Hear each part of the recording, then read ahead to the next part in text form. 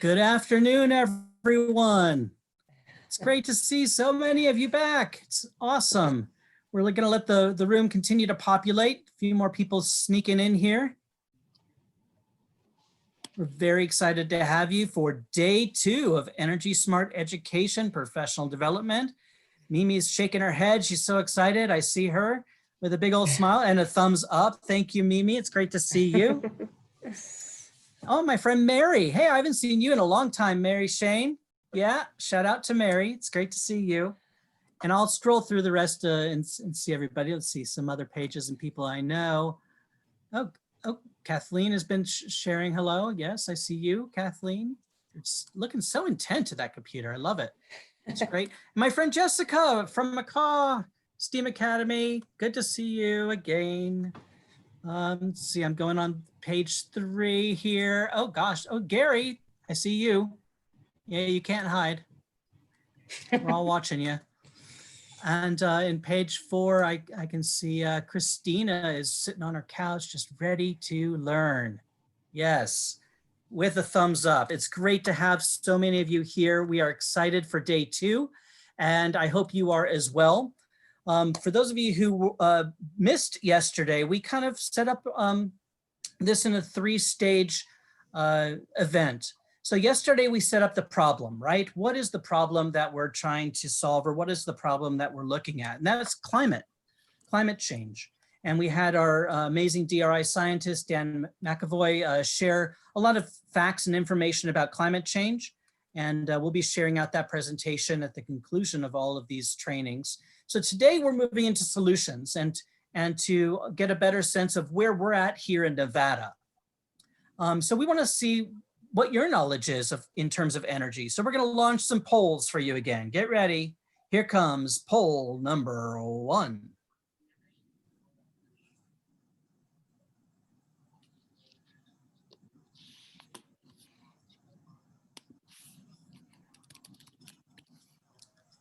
Fast and furious people are adding their answers. Awesome. We'll close the poll in about 5 seconds. 4, 3, 2, 1. Let's close that poll and share the results. Well, look at that. 62% of you have a basic knowledge of any energy production here in Nevada. 23% of you have no clue, but you're really excited. I'm glad you're here to learn. 13% of you know everything about energy here in Nevada and can name all of the sources. I would love to offer a test for you, 13%. And 1% knows where we get energy here and the stats as well. So that's even better. So that's one of you. That's probably one of our speakers. Yeah, thanks a lot. All right, let's move to poll number 2.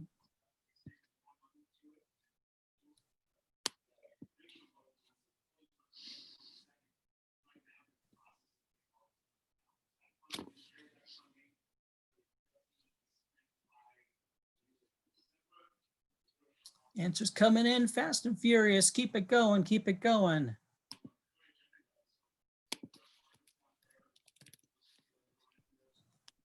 We'll close the poll in 5, 4, 3, 2, 1. Let's close the poll and share our results. So this was about your energy knowledge and of our NV Energy and Southwest Gas Energy Conservation programs. Well, 51% of you who are on the call today have heard of some programs but haven't participated yet. So I'm sure that's music to NV Energy and Southwest Gas ears because we will be sharing some information with you today. 10% of you had no idea that we even have energy conservation program from our utilities. 37% of you have taken advantage of some, and 2% of you are actually even going the step further and sharing that information with your students and families. So hopefully by the end of this, we'll have 100% of you doing that. So thank you for participating. Let's move on to poll 3.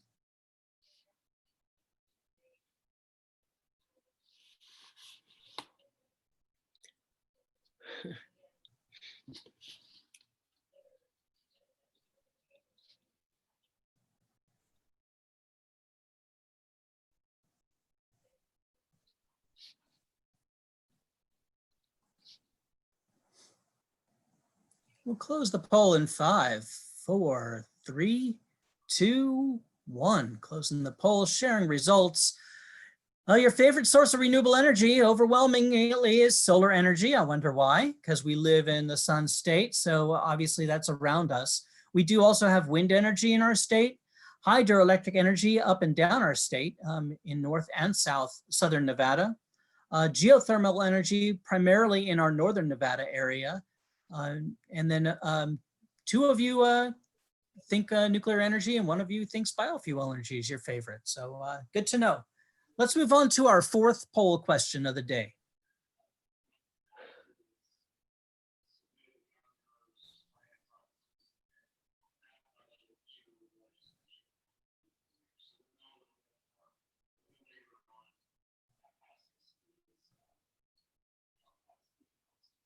We're looking for net zero.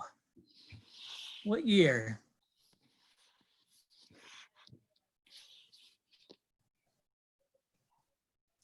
We're going to close the poll in 5, 4, 3, 2, 1. Closing the poll and sharing the results. So we're kind of split here.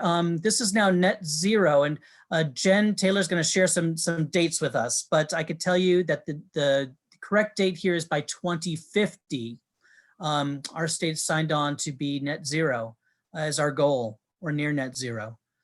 So you'll learn some of those other dates and those other milestones as we move into the rest of our presentation today.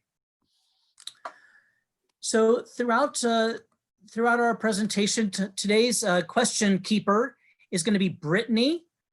So if you have a question for our speakers, please send it directly to Brittany. And the way to do that is you look in your chat box, and you, instead of saying chat to everyone, you could chat directly to Brittany, ask me questions.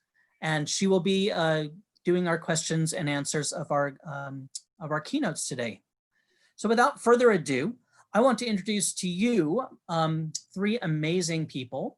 We have Jen Taylor from the Governor's Office of Energy, and she's here to speak to us from that lens, because we wanted to get a statewide lens. And then, as you know, our program is sponsored by NV Energy and Southwest Gas, and we are so grateful to them for all of their support over the years. And we have representatives from each of those companies here today. We have Adam Grant from NV Energy and James Stein from Southwest Gas, who will then be sharing perspectives from their utility. So without further ado, I'm going to open up my screen, share my slides, and Jen Taylor is going to take it away. Thanks, Jen. Thanks, Craig. Hi, all of you amazing educators. Thank you so much for being part of this afternoon. And thank you so much to Craig and DRI for including me in this presentation. And hold on one second. Sorry. Okay. So I'm going to talk to you a little bit today. Sorry, let me just go back. I had a little tech issue that has thrown me off, but I'll get back on it. So I'm Jennifer Taylor. I'm the Deputy Director for Intergovernmental Relations with the Governor's Office of Energy. I'm based here in Las Vegas. The majority of the staff is up in Carson City, but we are a statewide office and we do have statewide initiatives and programs. So next slide. So I'll talk to you today really quickly, high level, about our office, some of the work we do, the climate initiative to build on what you heard about yesterday, and then some resources and research and where you can find things and find more information for your curriculum and for your students. Next slide.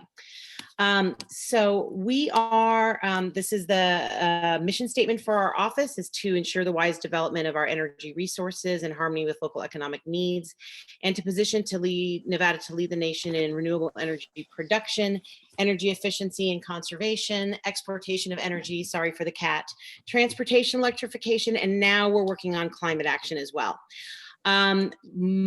What we recognize here in our office is that all of these initiatives really require all hands on deck and a lot of relationships between agencies and offices. And so that's why that's my role. Next slide. So broadly, what we do is we cover programs related to renewable energy, energy efficiency, transportation electrification, and now the Nevada Climate Initiative. For renewable energy, we are the office that grants renewable energy tax abatements for certain renewable energy projects that meet specific criteria related to investment, hiring, benefits, and the actual project operations.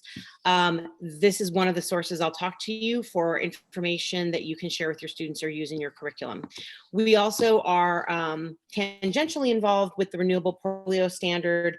Some of you for question 4 said 2030 for net zero. Maybe you were thinking of our Renewable Portfolio Standard, which calls for 50% of our generation to be from renewable energy sources by 2030.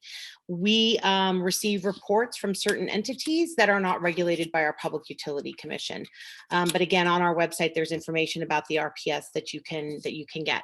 We also work with energy efficiency. We are the office that adopts the most current version of the International Energy Conservation Codes, which are codes that govern for energy conservation and those types of components of your built environment. So things like potentially insulation, lighting standards, those kinds of things. We also are responsible for new lighting standards that set a minimum efficiency for lumens per watt in the lighting that people will be able to purchase going forward. Starting in 2021. And then we also have a program called PCAP for you teachers. It's kind of interesting. It is related to performance contracting. And performance contracting is a way for government entities to be able to integrate and upgrade their buildings with energy efficiency and renewable energy projects. What our office does is assist with the first step, which is helping to fund the financial grade audit that's required for a performance contract to be completed. And then what we really love doing and what we've done a lot of work with NV Energy on is the transportation electrification projects that we work on. One is the Nevada Electric Highway, and you can find out all about that on our website as well. But what the goal of that project is to build out electric vehicle infrastructure on our 5 major highways. So 15, 80, 95, 93, and then Highway 50. And the idea with that is that working in conjunction with our partners like NV Energy and the other public power providers throughout the state, we are trying to create a network of chargers to allow electric vehicle drivers to travel throughout Nevada, and then from California to the Intermountain West and back. Nevada is really a keystone state, and we have a great opportunity to really be the linchpin in this region for connecting electric vehicle drivers as those markets increase. And then recently we just had the adoption of a new program that we're doing in partnership with NV Energy. And that is for governmental entities and for low-income multifamily housing to have an opportunity to install electric vehicle infrastructure. And we're really excited about that, to have that be another piece of the build out of that critical infrastructure that will help support a growing electric vehicle market. And then finally, the Nevada Climate Initiative. And what that is I'll go into a couple more slides about that, but that is the state-based initiative that builds on Senate Bill 254 that will work to develop the policies and programs to get Nevada to net zero or close to net zero by 2050. Next slide. So lots of pieces and parts to the climate initiative. Last year in March, we joined the U.S. Climate Alliance, which is a group of 25 states, bipartisan governors, all of whom are committed to the goal of meeting the Paris Accord targets within their own state. It's a really great organization. Between 2005 and 2016, Alliance states have reduced their emissions by 14% compared to the national average of 11%. In that same time, the combined economic output of Alliance states grew by 16%, while the country grew only by 14%. And so what we like to say is that state level climate action really benefits our economies, strengthens our communities, and allows a demonstration that climate leadership and economic growth go hand in hand. As I said, one of the commitments from U.S. Climate Alliance is that we accelerate new and existing policies, including those in the built environment, to reduce carbon pollution and promote clean energy deployment at the state and federal level. And speaking on 254 real quickly, there's 7 sectors that are addressed in Senate Bill 254, and those are the energy sector, transportation sector, the built environment, industrial, agriculture, land use, and forestry. And so when we talk a little bit more about what's going to happen with that initiative, know that those are the sectors that will be analyzed. Next slide. So here's some of those numbers Craig was talking about. What 254 asked us to do was take a look at a baseline of emissions of 2005, and then meet these targets year over year, as you see in the slide in front of you. So what 254 specifically does is it asks the Nevada's Department of Conservation and Natural Resources, and more specifically its Division of Environmental Protection, to publish an annual report that includes a statewide inventory of greenhouse gas emissions in the state and a projection of annual GHG emissions for the 20 years following the date of that report, and each report following. The reporting, though, differs for different economic sectors. For the electricity production and transportation sectors, those will be annual, and then every 4th year will be industrial, commercial, and residential, agricultural, land use, and forestry. I'll have a link where you can find the 2019 report. That was the first report, and it's got a lot of interesting stats and data that your students might want to look at, or that you could use in sort of assignments and research. In addition to reporting on these sectors, Senate Bill 254 also requires the report to include a statement of policy options needed to reach the economy-wide GHG emission reduction goals you see on the slide. Senate Bill 254 called for the development of these policies through DCNR's consultation with a number of agencies, including our office, the Department of Transportation, DMV, the PUCN, and any other agency or entity designated by our governor. Next slide. And here's Governor Sisolak signing Executive Order 2019-22, or I guess talking about 2019-22. He did this last November 22nd. So we're coming up on a year from this executive order. And you'll see that he directed the state executive agencies to collaborate to advance Nevada's climate goals by identifying policies and regulatory strategies that will achieve those reductions as required by our commitment under USCA and under Senate Bill 254. And that's across all the different categories. Ultimately, this work directed under the EO will lead to the development of a state climate strategy by December 1st of this year. And we'll talk a little bit about the climate initiative coming up in future slides. Next slide. So this, because Craig said you data and stats and fun things like so what you can see, this is from our annual status of energy report at the Office of Energy, and this shows energy usage and consumption. So you'll see that where energy is consumed and where energy is purchased. Actually, the expenditures are on the right and the consumption's on the left. So the majority of fossil fuels in Nevada, I know I've got a really short amount of time, so I'm just trying to make sure I hit the highlights. They're imported into Nevada. We don't actually, so for those of you on that first poll question, if you do or don't know about where our energy comes from, the majority, and I'm sure that NV Energy can answer more questions about this, but the majority of our energy does come from natural gas, and we don't actually have natural gas in the state. It's imported. Actually, NV Energy and Southwest Gas can talk about this some more. But then within our generation mix, renewables is about 22%. Hydroelectric is 4.7%, and then we have some other miscellaneous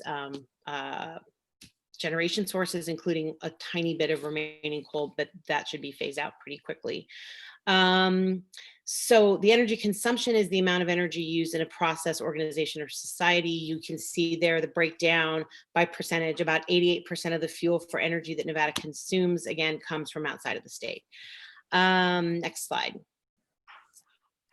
This is from the 2019 report. And what you'll see is, because of the great work of our utilities, in the state, you'll see that the energy generation sector, the electricity sector, used to be the largest source of greenhouse gas emissions, and it is now being eclipsed by, or being passed by, transportation. So I know I'm supposed to talk about energy and electricity, but transportation is a key piece of what you're also looking at in terms of the problem that you're here to solve, which is transportation. And so one of the things that everybody is looking at in terms of how do you solve both of those, how do you wrap energy into transportation, and how do you use that as a solution for climate, is the electrification of the transportation system. The idea being that these cars don't emit, and as the RPS increases and there is more generation from renewable sources, they become from supply to power cleaner burning vehicles, both how they're fueled and how they run. And again, this chart is in the GHG report. Next slide. And then this slide will show you where we are in terms of the actual sectors that I described. This is again in the greenhouse gas report. It shows you the 2005 baseline, the 2016 data, and then projections for 2030. And again, as you'll see, because again of our RPS, because of demands from some of our larger corporate users, the development of renewable energies in the generation sector and the electricity sector has continued to increase, while transportation has continued to be an emitter. Electricity generation has gone down in emissions, transportation has increased in emissions, and then we have these other sectors that we need to continue to work on. All right, next slide. So that's kind of my broad overview of where we are with Nevada, with the energy sector, with our initiatives, and with climate. And I will talk about the climate initiative a little bit more. But to start with, Craig said that you wanted resources. So here we have them. These are all state-based databases. The energy.nv.gov, that's our website. And if you go there, there's a couple of things I wanted to highlight. And had I thought about this a little bit more, I would have seen if Craig and I could have gone back and forth on the web, but I'll just describe some tab view. First of all, where I was citing from is the 2019 status of energy report, and that is on our front page, easy to find, easy to download. And it again talks about things like the generation, the consumption. It'll give you a list of renewable energy projects throughout the state. It talks more about what our office does. It has charts showing targets towards compliance on the RPS. It has maps of where different generation sources are, whether they're biomass, geothermal, waste heat, hydroelectric, solar. It talks specifically about projects that have that are renewable projects throughout the state, including those like rooftop configurations at Mandalay Bay are also included in that report. Then it shows you some of the power providers. So not everybody is in NV Energy Service territory, although most of us are. And then talks about Southwest Gas and where they provide service. And then if you wanted to do a review of some of the other legislation from last session, that's all in that report as well. So that's one resource that we have at our website. But there were a couple of other things, because I know that there's again, a wide range of knowledge in terms of energy. So we have an acronyms tab under the resources tab. There is an acronyms link. There is also a link for the Kids Kilowatt Corner. That actually links to the another source that I will show you on a couple slides.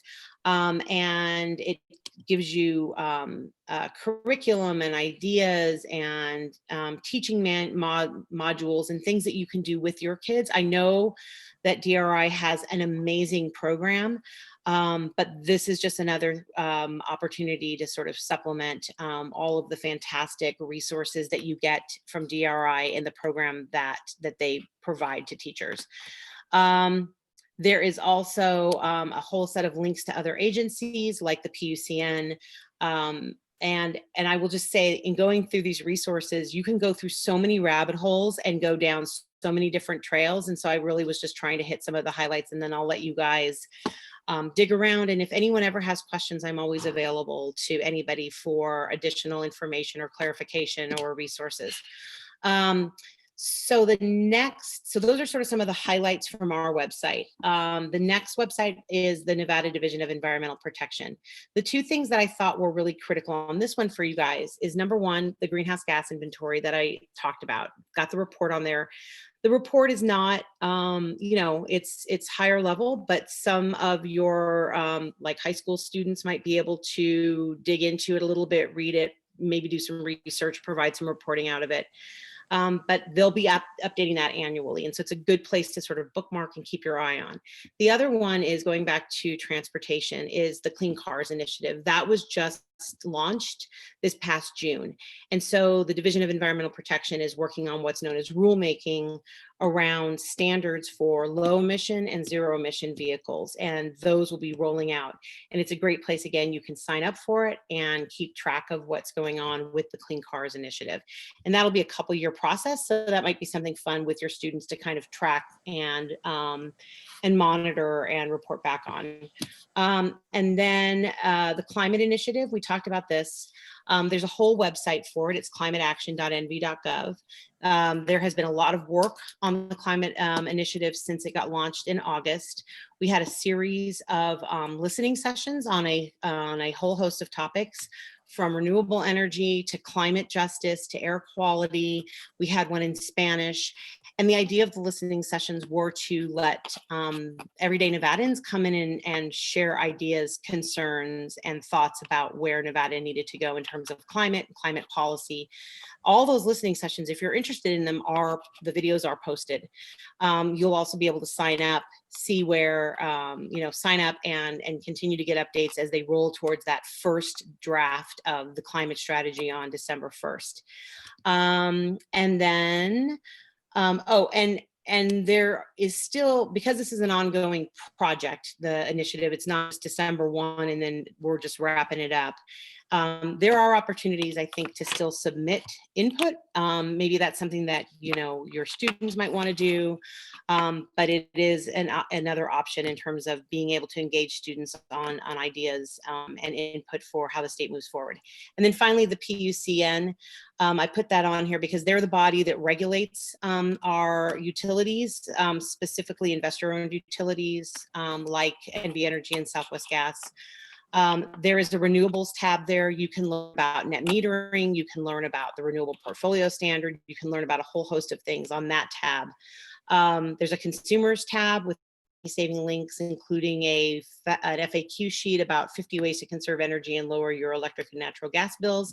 And then another thing that's kind of interesting for the PUCN is they have regular consumer sessions where anybody can come in and just provide general input, not on a docket, their thoughts about the regulatory world and our utilities.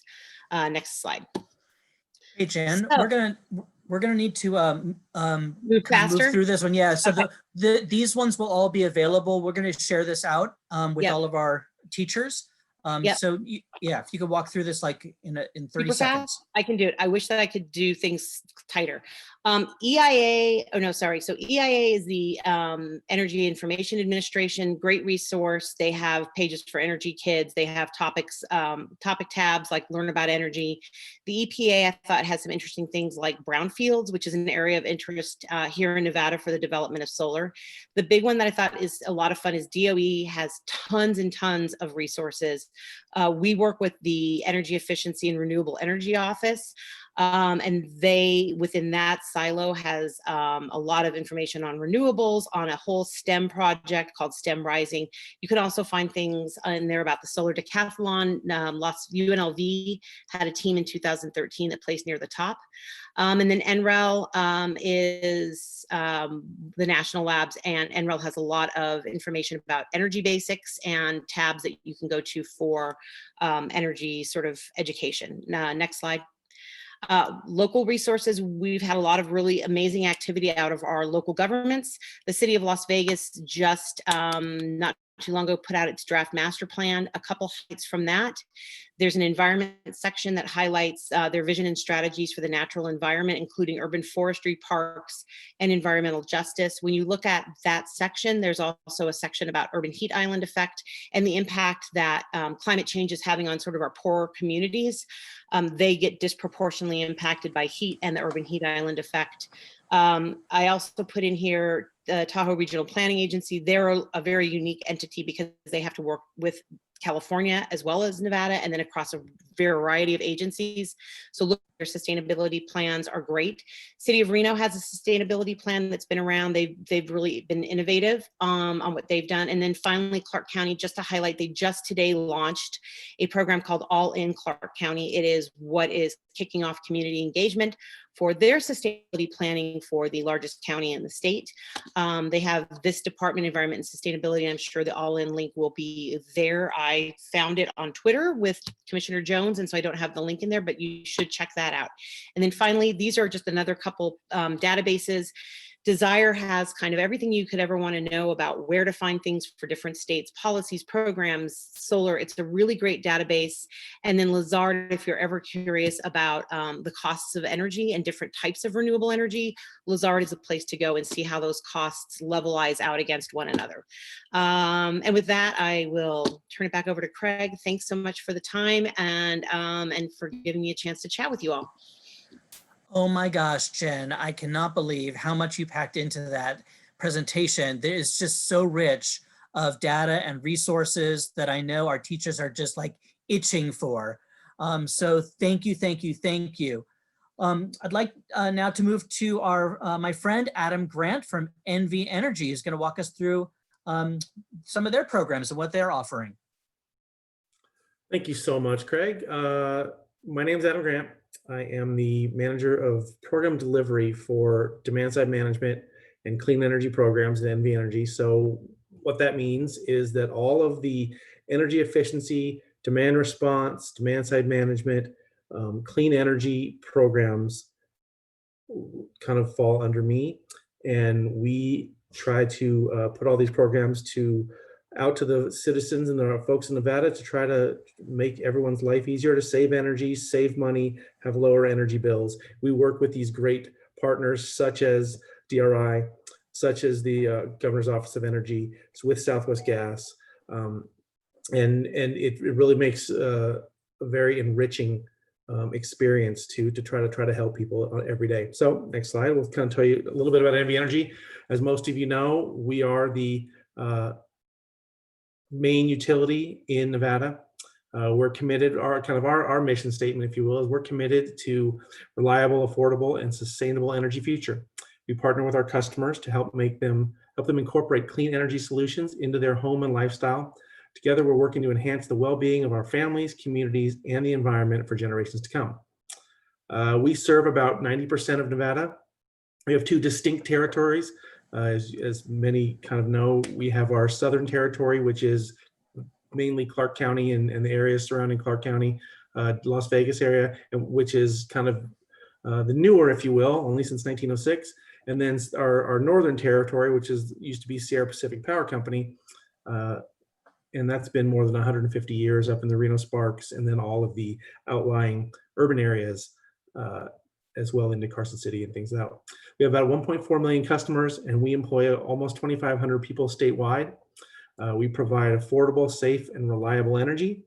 And my focus specifically is on energy efficiency, savings, incentives for electric vehicle charging, infrastructure, and solar storage. And as I said, one of our commitments is to working with all of these partners to be environmental stewards in our state. Next slide.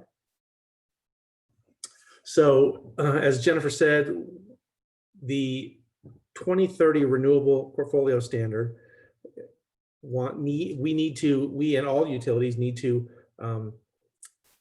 hit 50% of our generation by renewable energy by 2030. We are, as Jennifer said, 22%. We're almost near 23%.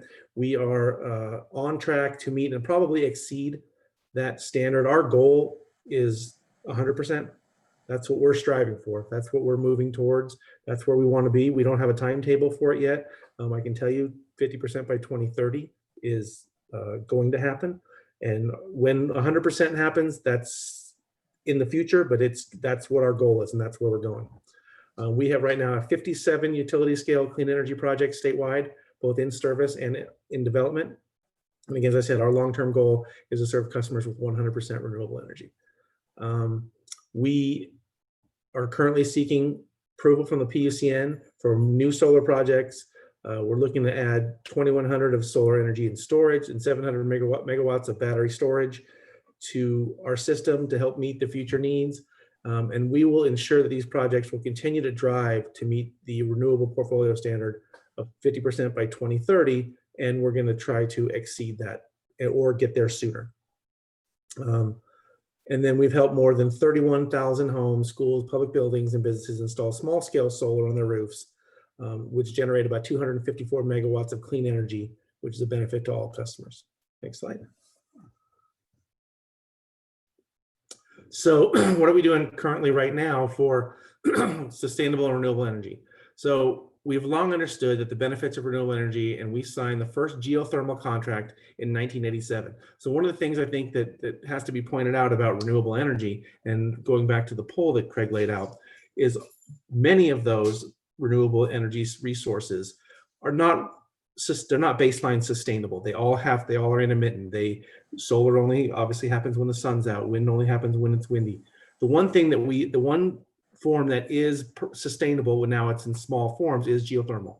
And geothermal can be a sustained baseline energy while it's not the generation of a power plant, but it can be sustained 24/7 while these other renewables can't or aren't. But we are still building more and more renewable energy projects going forward.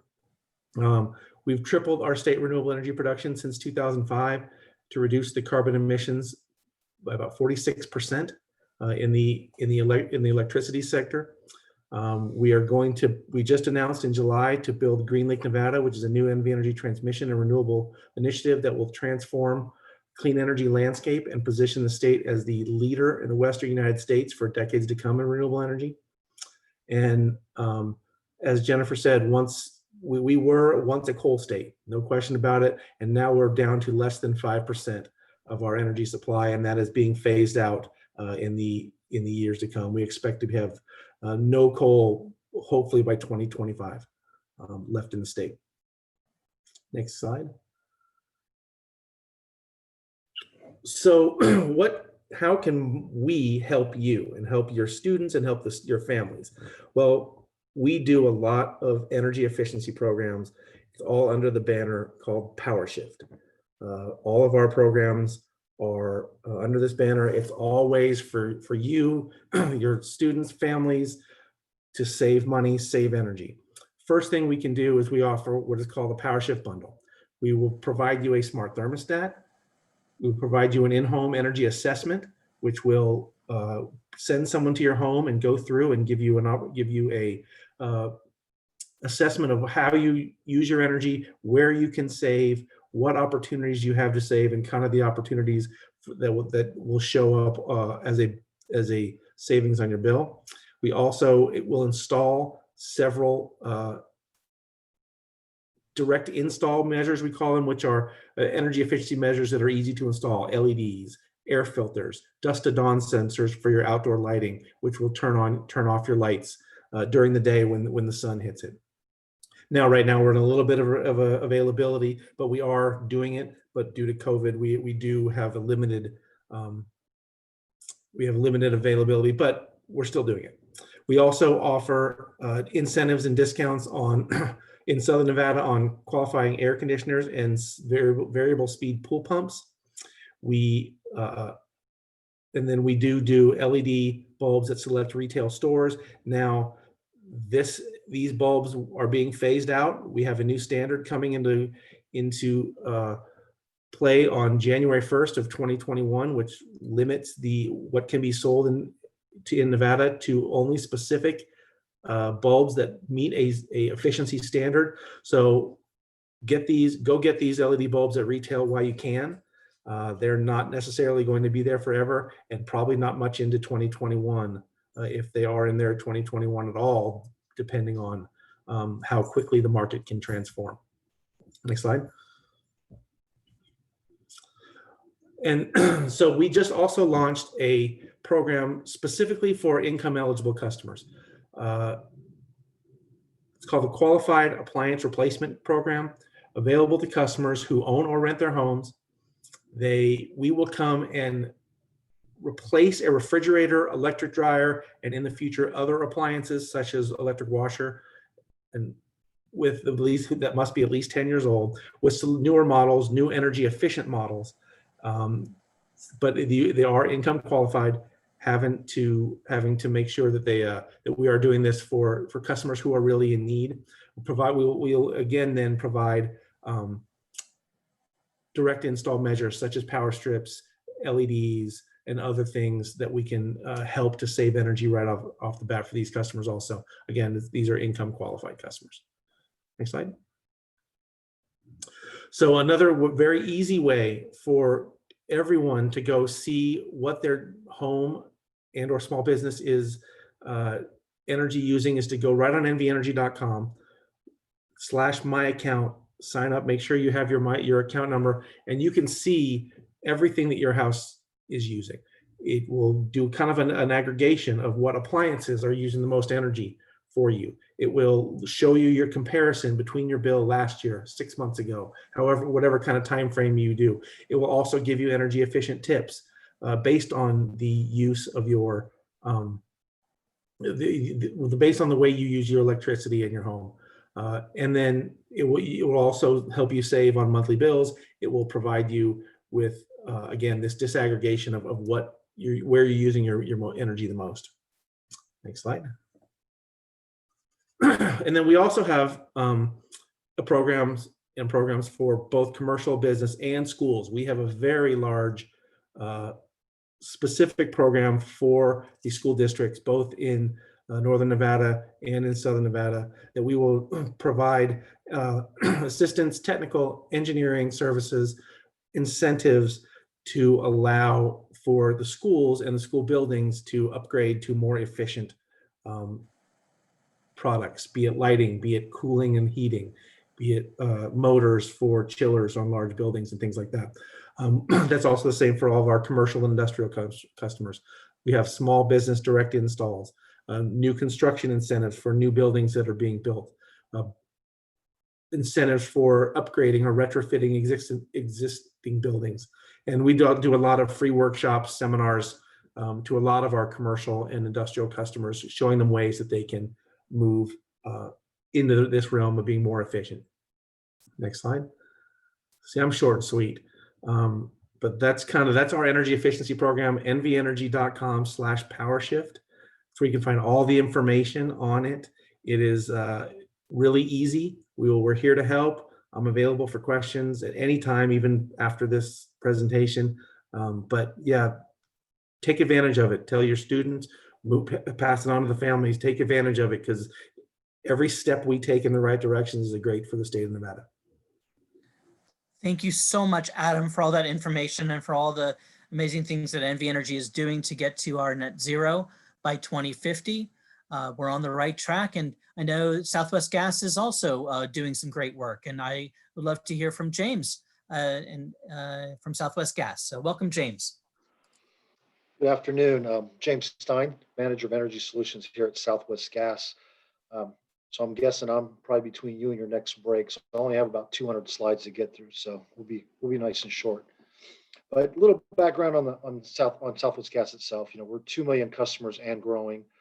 We do serve 3 states, mainly Nevada, and Arizona, with parts of California.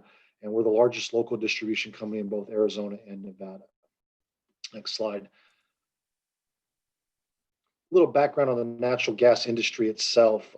As you can see, I don't have to touch on all of these, but there's 69 million residential customers, 5 million commercial customers, and just the natural gas industry alone helps employ nearly 3 million people. So it's a very big and robust industry, and natural gas is used a lot. And if you live in Southern Nevada, in any subdivision, for the most part, you're most likely using natural gas in your home, for probably one of the 4 core uses, if not all 4. Heating, space heating, water heating, cooking, dryers. Next slide.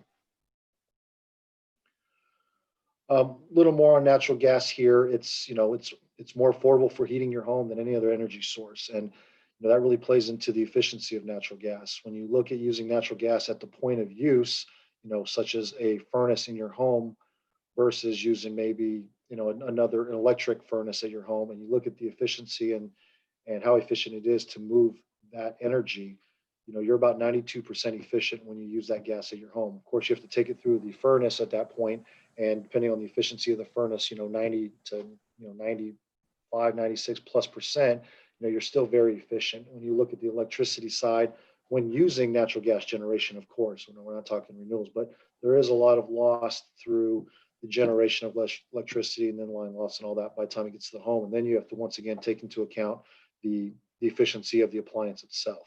Next slide.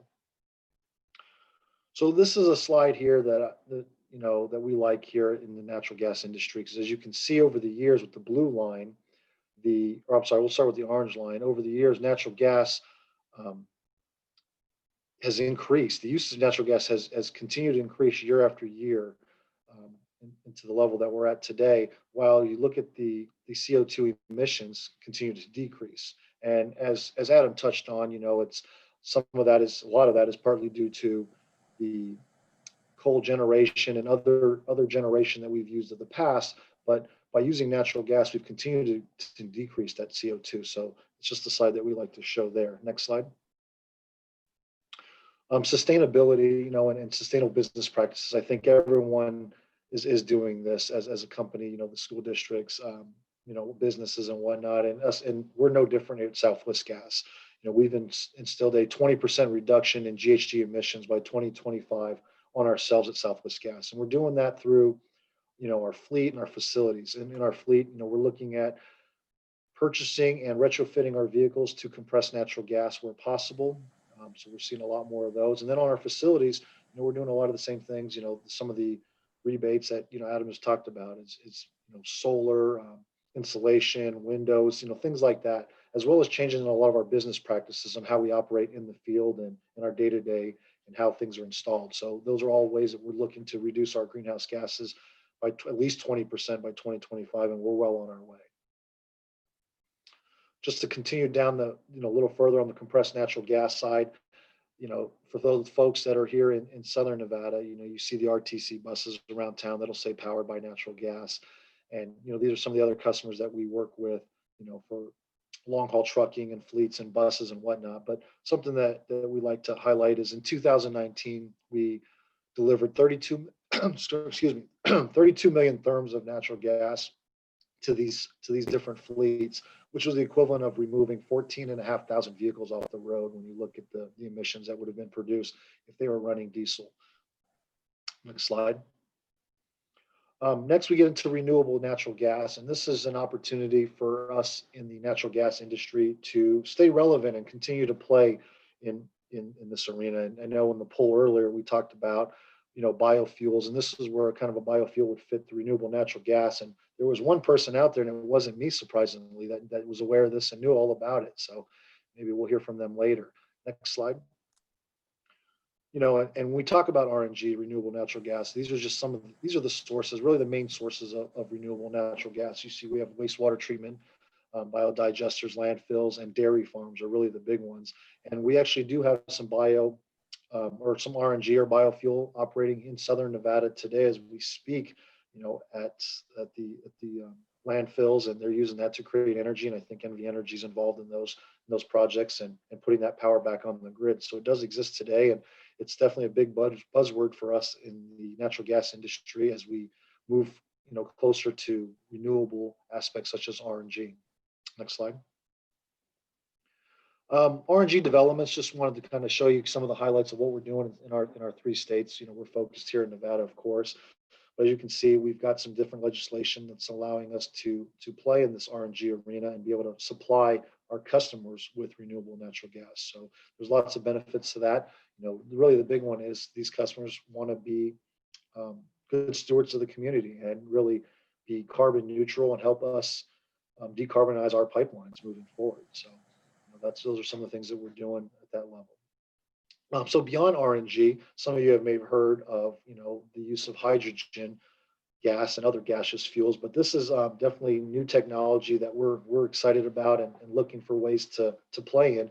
And as Adam alluded to earlier in his presentation, there's lots of wind and lots of solar, but at times there's not going to be wind and there's not going to be the sun. So what do you do with that excess? And the possibility of creating this excess power during the day or when it's windy, what do you do with that? Of course, you have the opportunity for batteries and whatnot, but we're looking at these opportunities to maybe take that and split that power and pull the hydrogen out of that. So run it through an electrolyzer and pull the hydrogen from the water and took that hydrogen back into our pipeline and run that. So as you may or may not know, there's millions of miles of pipelines throughout the country for natural gas, and hydrogen could be injected into those pipelines and ran just like a RNG or natural gas fuel. And there's other fuels that we could look at, moving forward as well. Next slide. So just like compressed natural gas in vehicles, there are opportunities for hydrogen vehicles, and these are just some of the vehicles out there that are able to operate on hydrogen that exist today. Next slide. So now we get into our different programs where we talk about our rebates and whatnot. So we call at Southwest Gas, we have our Smarter, Greener, Better programs. And I'm not going to spend a ton of time on these next slide because I do have a lot of slides and I want to get through them and be conscious of your time.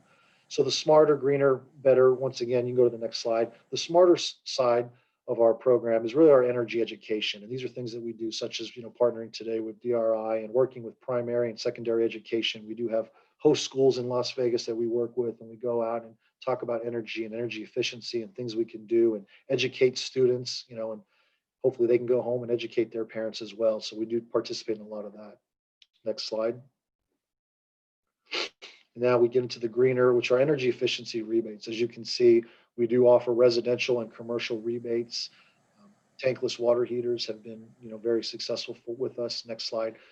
A lot of home builders are installing tankless water heaters that we're working with. And if you're not aware of what tankless water heaters are, it basically becomes never-ending hot water. So for folks that want to take that long shower and never run out of hot water, they are a benefit and they're very efficient. Next slide. On the better side, we also do offer a thermal rebate, a solar thermal rebate, and this is different than, of course, your PV or photovoltaic solar.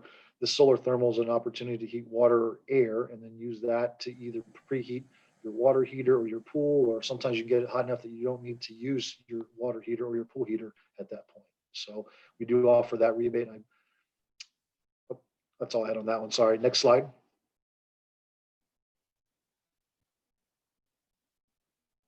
Oh, sorry. Yeah. So this is just more on the renewable and talking about the solar thermal process and how that works, where you're heating the water from the sun and running it through a storage tank and then taking it if you need to heat it even more or whatnot. So next slide. And really, so we just kind of talk about the promise of natural gas. Southwest Gas just wants to be good stewards of the community in our state, and we want to be here to assist, the state and NV Energy in meeting their goals moving forward. And I think natural gas and RNG moving forward, and hopefully hydrogen and other gaseous fuels will allow, the NV Energies of the world to meet their goals moving forward by reducing the strain on the grid. Because as we know, the sun will go down and the wind might not blow. And, batteries quite aren't there just yet, and they probably will be one day, but RNG will allow us to play in that renewable arena and be part of that growth and allow the electric utilities to meet their goals while, us shedding some of that load off their system for them. Next slide. So with that, I just leave it with questions. The picture in the background, it just kind of shows you the interstate pipelines that exist across our country. So you can see how much pipeline there is. And that doesn't include all the pipelines that serve, your local neighborhoods and businesses and whatnot. These are just interstate pipelines. So over 2.5 million miles of pipe there. I just thought it was a cool slide. James, I really appreciate that presentation. It was really very high level and really detailed as well on what Southwest Gas is doing as far as contributing to that net zero. And we really thank you for sharing. So friends, I know that there was a lot of questions that came in, right, Brittany? Yeah, and we are about 5 minutes left on the hour. So I want to allow for a few questions. We'll do our raffle. So stick here, because if you're here, you'll get a chance to win cash. We'll throw up our survey link, and then I know our presenters maybe can stay a little bit longer, and we can try and get to some more questions if that's all right. So Brittany, a couple questions. Yeah, absolutely. So our first question, this might go more towards Jennifer, as you had a lot to say about the greenhouse gas emissions. So our first question is, how is our progress towards achieving greenhouse gas emission goals measured?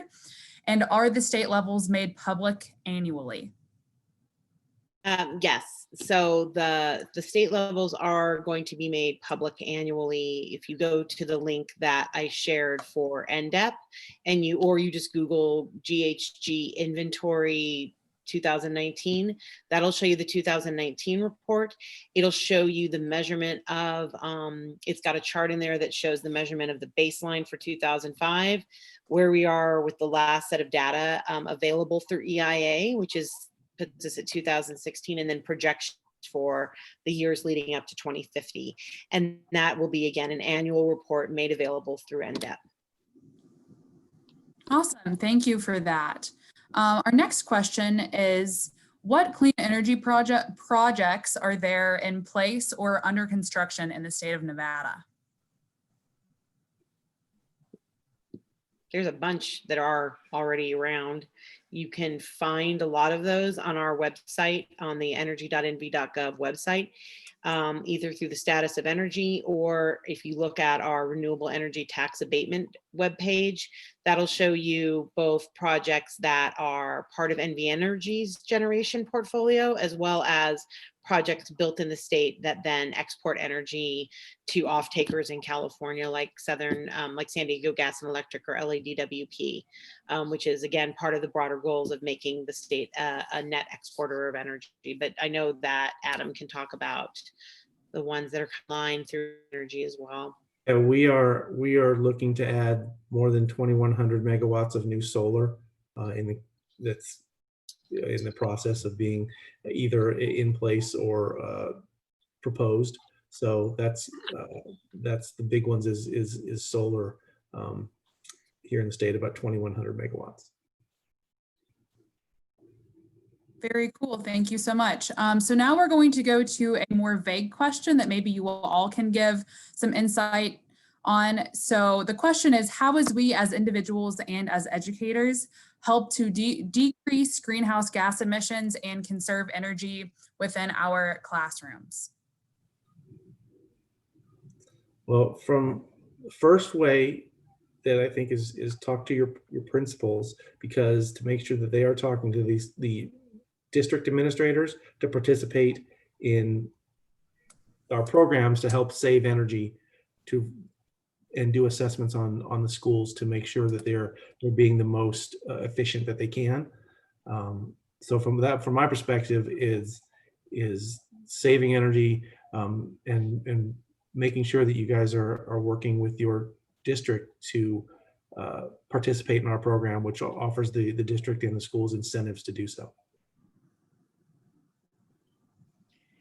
Yeah, and to Adam's point, CCSD and Washoe schools for sure have really innovative sustainability directors that I know are looking for ways to reduce energy use, both for operational costs and for GHG reductions, looking at ways to integrate things like electric school buses, and looking to take advantage of some of the governmental charging programs that we just rolled out with NV Energy. And they're a great ultimate repository of your inputs and thought on wanting to make sure that your classes are energy smart and energy efficient.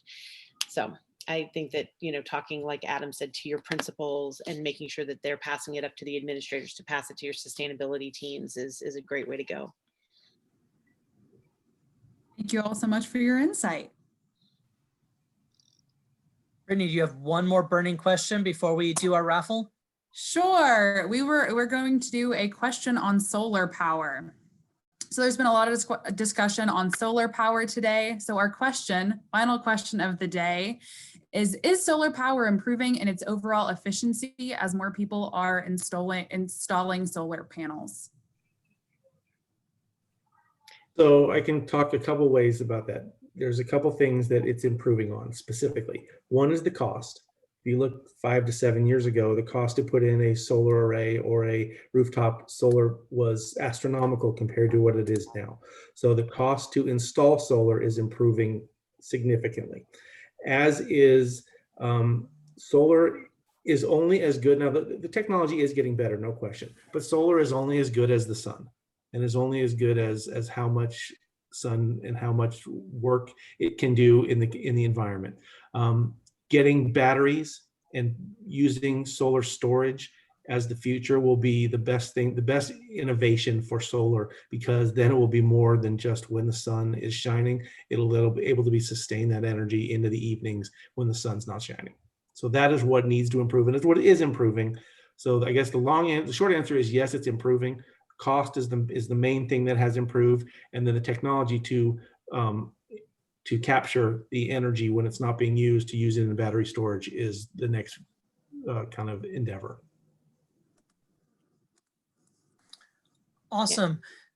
Oh, and I Thank was just you. going to say, if you Go ahead. wanted to look at some of the, if you wanted to compare costs, that last slide that I had with Lazard has got costs of solar relative to all other energy sources. And so you can sort of see how that's changed and how it stacks up now next to other sources. But you do have to, again, as Adam pointed out, think about the fact that it's only available as a generation source for certain parts of the day. And then you have to figure out another source. But anyway, sorry, Craig, just wanted to throw that in there. No, it's so great, to have all this data and these resources laid out for us. I think it's going to be really helpful as we build our lessons and continue to bring energy education into our classrooms. So I want to thank each of you for sharing today from your lens on how we can go about saving energy and conserving energy, and what we can do here in our own professional and personal homes to add to this. So with that said, I know a lot of you are still here because you want to win, right? Who wants to win? Look at all you winners. You're all winners in my book, right? So AJ, I know we have 2 gift cards today, don't we? We are raffling off 2 gift cards today, and you basically have to have your video on to win. So I'll give you a second if you are interested in winning. Our first gift card is going to Grace Angel. Hi, Grace. I will send you a link. Congratulations. And our second one is going to Audrey S. from Tonopah High School.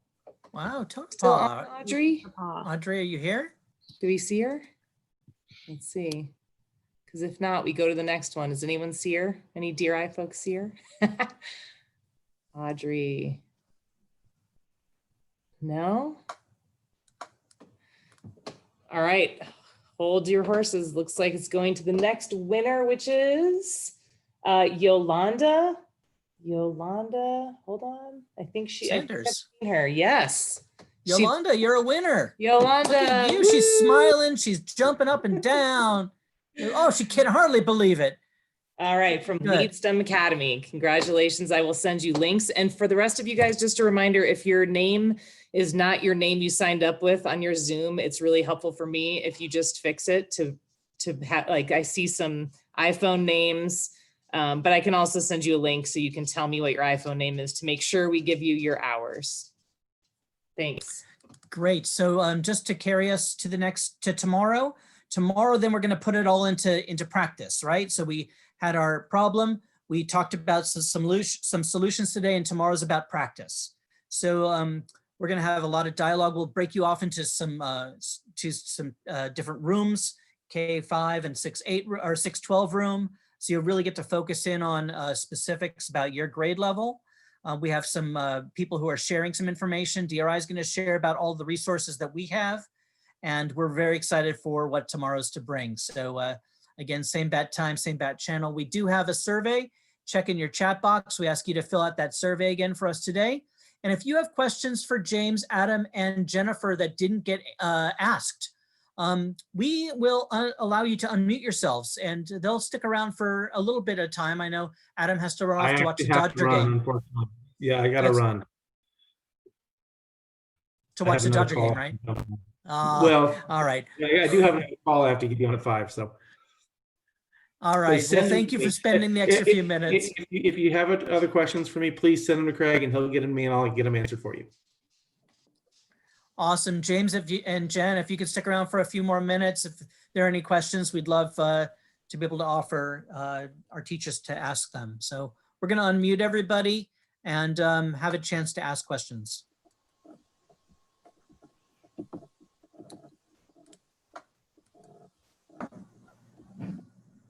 So everybody should be able to unmute themselves at this point, if you have a question. I have a question. I'll throw a shout out there because I saw Miss Sanders is from Lead STEM Academy. My son actually attends Lead STEM Academy, so go Lead. That's great. I do have a question. Great, go ahead. It's kind of for Jennifer and I guess NV Energy. It's one of my little pet peeves on like building foundational things with the housing requirement of insulation of R19 and R30. Is there anything that they're doing to increase the insulation in the homes? Sorry. No, that's actually a question really for your local government and for their code officials, because they're the ones that adopt building codes. We just went through the 2021 adoption of the International Energy Conservation Code, which is what our office then adopts. But we don't necessarily have enforcement mechanisms over the local government. So in terms of things like wanting increased insulation, that is something to go to the builders community about and to the local governments. And it could be kind of a neat thing. And I know it's a pet peeve, but it could also be an interesting research project. I know that there was some chat in here about Envirolutions and Project Recharge and all the neat things that Vanessa does in terms of being energy auditors, and that being able to have your kids maybe figure out what the difference is in energy usage, energy costs to the homeowners between the R15 and the R30, and then be able to take it down to your local government and be like, hey, look at what we found out. That might be kind of a cool thing, but they're really the ones that govern that. Probably not the answer you wanted, but that's the answer. I have a question. This is Teresa. The Legislative Commission has a BDRC 459 sitting and ready for the next legislative session. Since there was a legislative committee on energy, what's that proposed BDR all about, so that I can lobby my assemblyman and state senator to support or not support it? And were you all involved? What is, okay, that was. If you look on the legislative site, the Nevada legislative site, go to BDRs. It's C459. It's the Legislative Committee on Energy. What big was it again? C459. And I'm assuming the governor's office was involved in the Legislative Committee on Energy, which means that it met during the interim between the last 2 full legislative sessions. But it's the legislative committee. So Teresa, we don't have anything, you know, we may present, we may provide them information, but we don't engage in the deliberative process with that legislative body, because that's that branch of government. Correct, understood. Just wondered if you knew what that BDR was all about. Who is that it? Was from my question. Is it from the legislative committee? I'd have to, they had a bill related to transportation funding is the one that I'm remembering off the top of my head. That's not it. No, this is in preparation for the 2021 legislature. Yeah, no, I know. Let me see here. If somebody else wants to ask a question, and let me Google it for a second and see if I can Also, find it. there's 2 BDRs pending from looks like 2 assemblymen, both on renewable energy. One's Orange Shawl and one's Hardy. So it would be interesting to see, so that we could prepare for 2021, be interesting to know what that would be all about. Okay, I'm the Right. end of that. Well, Thank you.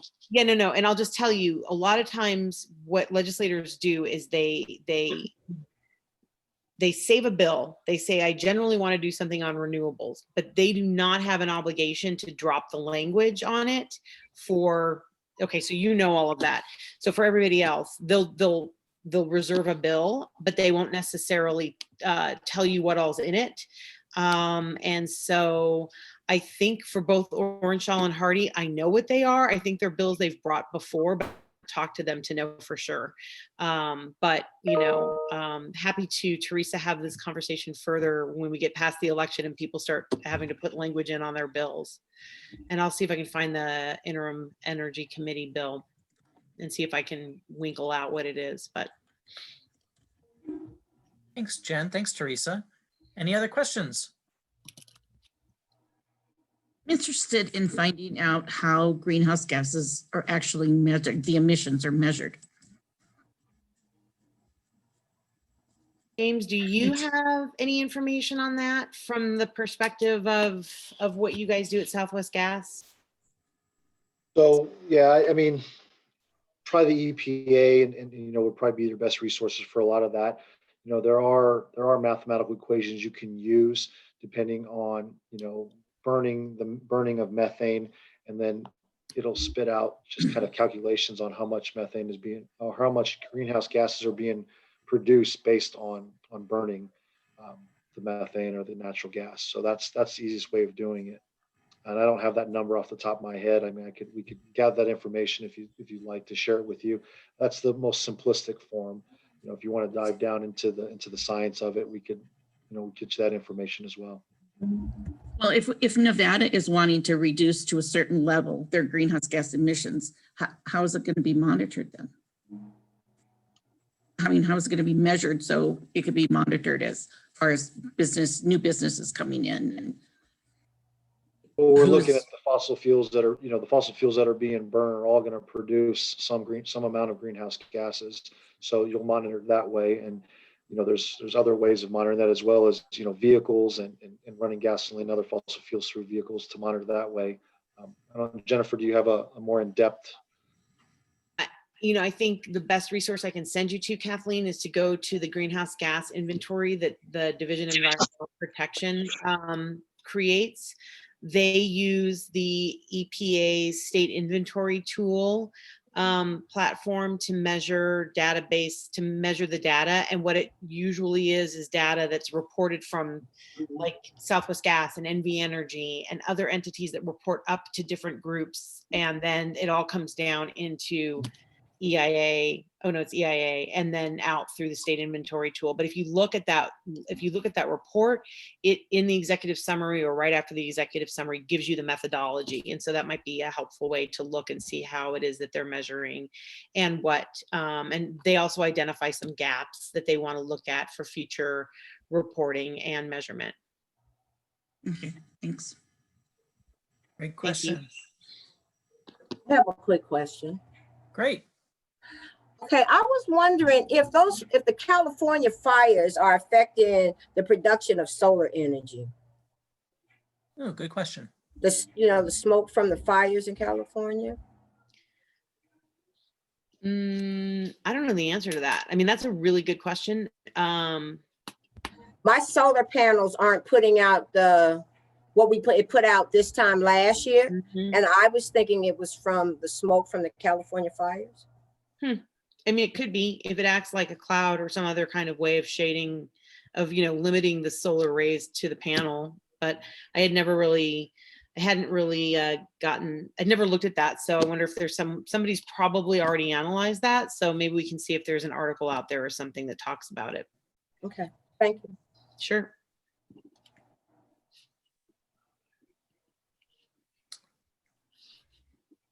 All these teachers want to know more. What else you got questions on? I'd kind of like to know how we're tracking polluters in industrial polluters in Nevada. I think that Kathleen is probably an NDEP question. They do everything from air tracking and air mitigation, you know, and the different criteria pollutants. They track and monitor that. Clark County and Washoe County have air quality districts that monitor and assess fines and do all of the sort of compliance for their jurisdictions. NDEP works with them and then does the rest of the state. NDEP also does water and soil pollution tracking and mitigation. In my former life as a litigator, I worked in conjunction with NDEP on a groundwater contamination case. So they're probably the best source for how polluters are tracked. And again, if you go to that NDEP website, it'll show you the different bureaus of corrective action and all those different sort of silos of NDEP to help you out. And if you're looking for something specific, we can always chat more. Okay, thank you. You're welcome. Okay, I'm going to open up a can of worms, if I may. I got the mute button, so watch it, Olga. I'm just sorry. You know, at the beginning, you asked a question about the different sources of renewable energy, and one of them on there was nuclear. And I know we have nuclear power plants, but they're mainly on the East Coast. Are there any on the West Coast? And if so, you know where the can of worms is coming, right? Or if not, where does the waste go from those, you know, from that power source? That is a can of worms, and I don't know the I answer. told you. There I'm are sorry. none. There are none in Nevada. So Okay. my knowledge is limited to the boundaries of Nevada, and I don't know where, like the El Diablo plant or the Right. Tri-Cities up in Washington. I don't know where their waste goes. I'd be willing to bet that there is a California nuclear agency that probably tracks that and reports that, and probably the same thing for Washington State. Those are the two states I know for sure have nuclear plants. Okay. And the reason I'm asking is because lately we have not heard anything about that, but Yucca Mountain is still in the picture, is it not, as a waste depository? Not right now, it's not. Okay, okay. Wait until you say the why. I'm gonna shut. There's something else out there, but okay. Just wanted to know if it was out there or not. Okay. That is probably out there. You just probably need to look for it at the different states that have those types of generation facilities. Mm-hmm. Okay. We're gonna have time for maybe one more question before we wrap up. We got to let Jennifer and James go have some dinner. Okay. Watch baseball. And watch the Dodger game. Yeah. Anybody else got one more question for either James or Jennifer? All right, hearing none. Again, we want to thank you guys, James and Jennifer, for being here, sharing all that incredible information. We have all your PowerPoints. We're going to be sharing those with all of our attendees today. And I know your contact information was on there, and I know you welcome teachers to reach out to you if they have additional private individual questions or need help putting together their lessons. Teachers who are here, we thank you so much for all the work you're doing. We love you, and we wish you a good evening. Go Dodgers, and we'll see you tomorrow. Thanks, teachers. Perfect. Thanks, Thank Craig. you, guys.